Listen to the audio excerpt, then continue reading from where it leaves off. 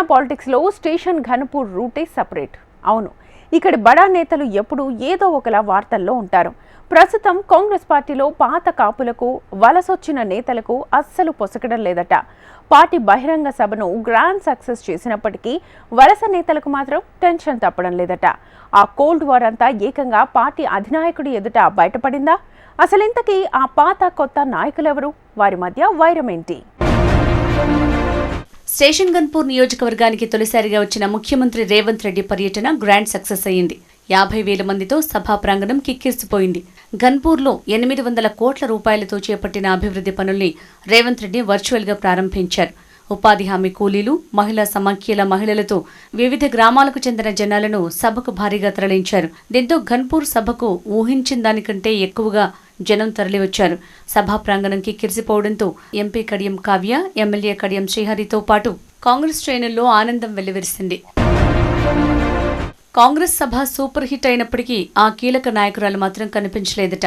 సభకు ఆమె ఎందుకు గైరు హాజరయ్యారనేది ఇప్పుడు హాట్ టాపిక్ అయింది. అవును, గత అసెంబ్లీ ఎన్నికల్లో ఘన్పూర్ నుంచి కాంగ్రెస్ అభ్యర్థిగా కడియం మీదే పోటీ చేసిన ఇందిర మాత్రం ఎక్కడా కనిపించలేదు. దీని మీద రకరకాల విశ్లేషణలు వినిపిస్తున్నాయి. కడియం శ్రీహరి నిర్వహించిన భారీ బహిరంగ సభలో ఉమ్మడి వరంగల్ జిల్లాకు చెందిన 9 మంది ఎమ్మెల్యేలతో పాటు పలువురు ఎమ్మెల్సీలు, కొంతమంది ముఖ్య నేతలు పాల్గొన్నారు. కానీ గత అసెంబ్లీ ఎన్నికల్లో స్టేషన్ గన్పూర్ నుంచి కాంగ్రెస్ అభ్యర్థిగా పోటీ చేసిన ఇందిర మాత్రం ఈ సభకు హాజరు కాలేదు. ఇందిర రాకపోవడంతో గన్పూర్ కాంగ్రెస్లో వర్గ విభేదాలు పూర్తిగా తొలగిపోలేదన్న విషయం మరోసారి స్పష్టమైందంటూ రాజకీయ విశ్లేషకులు అభిప్రాయపడుతున్నారు. చాలా రోజులుగా ఇందిర వర్గం కాంగ్రెస్లోకి వచ్చినా కడియం శ్రీహరి వర్గంతో కలవలేకపోతోంది. గత అసెంబ్లీ ఎన్నికల్లో ఓటమి తర్వాత ఇందిర తన క్యాడర్ని కాపాడుకుంటూ వచ్చే ప్రయత్నం చేశారు. మారిన రాజకీయాల నేపథ్యంలో గులాబీ పార్టీ నుంచి ఎమ్మెల్యేగా గెలిచిన కడియం శ్రీహరి పార్లమెంటు ఎన్నికల నాటికి కాంగ్రెస్ కండువా కప్పుకున్నారు. అప్పటి నుంచి వీరిరువురి మధ్య వర్గ విభేదాలు మరింతగా పెరిగిపోయాయి. కడియం చేరిక సందర్భంగా ఇందిరకి కాంగ్రెస్ అధిష్టానం నుంచి పలు రకాల హామీలు ఇచ్చారట.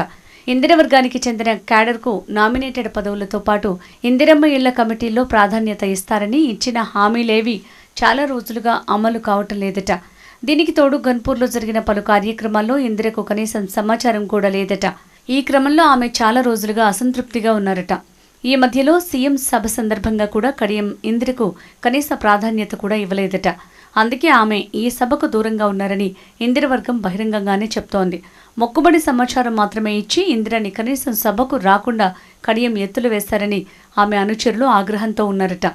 ఇలాగైనా కడియం వ్యవహార శైలిని అధిష్టానం ముందు ఆవిష్కరించాలన్న ఉద్దేశంతో సభకు ఒకరోజు ముందు ఇందిర తన ముఖ్య అనుచరులతో మంతనాలు జరిపారట.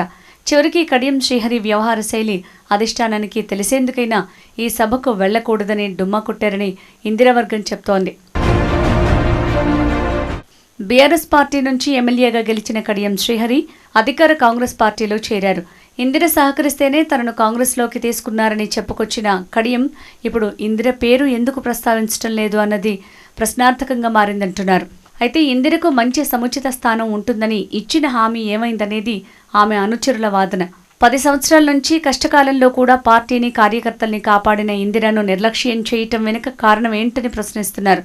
చివరికి నామినేటెడ్ పదవులు కూడా కడియం అనుచరులకు మాత్రమే ఇవ్వడమేంటని నిలదీస్తున్నారు. ప్రభుత్వం ప్రతిష్టాత్మకంగా వేసిన ఇందిరమ్మ కమిటీల్లోనూ ఇందిరా వర్గానికి ప్రాధాన్యత ఇవ్వలేదట. కాంగ్రెస్ పార్టీలో ఇలా గ్రూపు రాజకీయాలు ఉండాల్సిందేనా? హైకమాండ్ చొరవ తీసుకుని సయోధ్య కుదర్చలేదా అని పరిశీలకులు గుసగుసలాడుతున్నారు.